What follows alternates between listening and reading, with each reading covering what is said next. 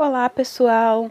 Hoje nós vamos dar início a um assunto chamado figuras de linguagem. Nós podemos dialogar com outros assuntos que nós já estamos vendo, como sujeito e predicado, mas hoje, especificamente, eu vou destacar apenas esse assunto, figuras de linguagem, e 3 figuras de linguagem, que é a comparação, a metáfora e a personificação. É um assunto muito tranquilo e que nós utilizamos todo o tempo. Eu busquei uma definição do que seria figuras de linguagem e encontrei que as figuras de linguagem são recursos linguísticos a que os autores recorrem para tornar a linguagem mais rica e expressiva. Esses recursos revelam a sensibilidade de quem os utiliza, traduzindo particularidades estilísticas do emissor da linguagem. Pronto. Nessa citação desse pequeno texto, ele não significa dizer que esses recursos são usados apenas por autores, por escritores, não. Nós, alunos, professores, pais, seus amigos, seus avós, sempre estão utilizando figuras de linguagem porque é uma forma muito mais expressiva para que o outro compreenda. Então, por exemplo, se eu disser o seu olhar é como estrela. Não tem como ser uma estrela, mas eu posso fazer essa comparação, certo? Eu acabo intensificando mais, explicando, expressando muito mais quando eu utilizo a figura de linguagem. E como eu falei, nós temos 3. A primeira figura de linguagem que eu trouxe para vocês é a chamada personificação. Todo tempo, principalmente na infância, nós vemos muito esse tipo de figura de linguagem. Chico Bento, aí nas tirinhas, tem o primeiro quadrinho, no segundo quadrinho nós temos a seguinte frase. Tá se olhando no espelho, Zé Lelé? Eu não. Ele é que tá me olhando. Isso, terceiro quadrinho. Observe, abaixo tem a explicação. A personificação é expressa na última parte do quadrinho, onde Zé Lelé afirma que o espelho está olhando ele. Assim, utilizou-se uma característica dos seres vivos, o olhar, em um ser inanimado, o espelho. Então, é isso que é personificação.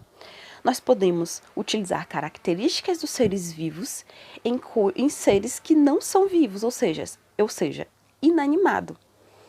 Não só do... E pode ser também o contrário, uma característica de um objeto para o ser humano e vice-versa.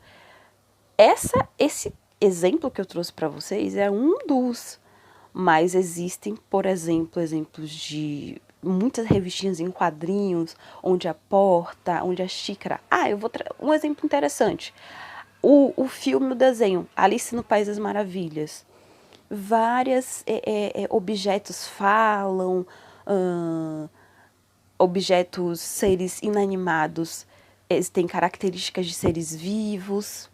Então, eu considero isso personificação, ok?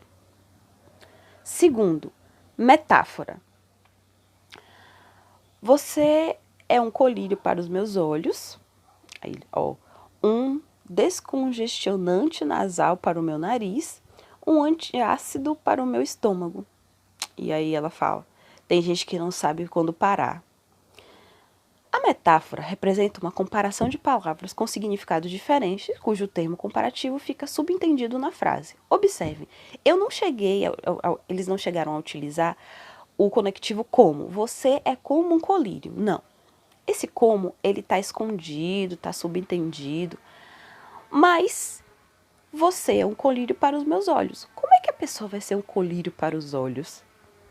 Isso é uma figura de linguagem. Todo mundo consegue compreender. Todo mundo consegue entender que é uma forma muito mais forte de se expressar, ok?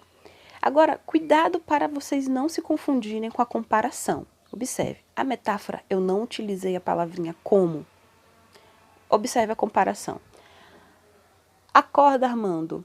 Você não sabe que o amor é como uma flor. Se não for regada e bem cuidada, ela murcha e morre. Aí vem. O amor é como o motor do carro, Armando. Se não trocar o óleo e não cuidar da mecânica, uma hora ele não funciona mais. Entendi.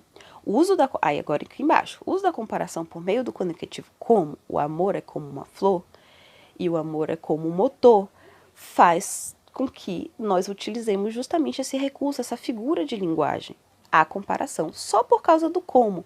Se não tivesse como, eu ia considerar uma metáfora, entende?